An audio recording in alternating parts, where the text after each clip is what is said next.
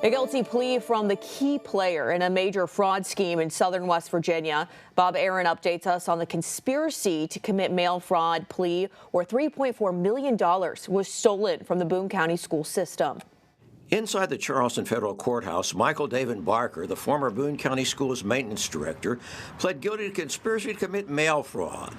Other than pleading guilty and confirming he understood his rights and a plea agreement, the 47-year-old Foster resident didn't say much inside or outside the courtroom. Court documents did his talking, showing that his old job had more benefits than a good parking space. They indicate he was at the heart of a scheme that billed the schools for $3,447,571.85 in cleaning, personal protective equipment, and janitorial supplies it never got.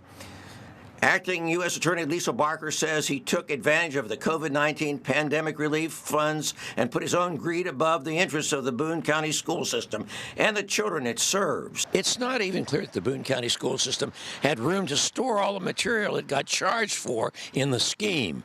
For example, it was billed for about 5,000 cases of hand soap, but only got about 800 of them actually delivered. Barker approved invoices that allowed Jesse Marks and Rush Enterprises to overbill the schools to the point that it only got about 20% of what it bought.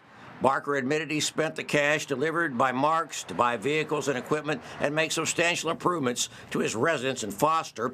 The plea deal calls for restitution, and in it Barker agrees to forfeit $1.6 million in assets.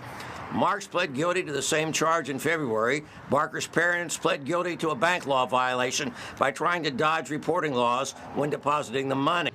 Boone County School Superintendent Matt Riggs, in a statement, praised investigators for stopping the illegal actions of siphoning dollars away from the school system. He declined, on the advice of a lawyer, to discuss whether or not the county schools were on the hook for the federal money.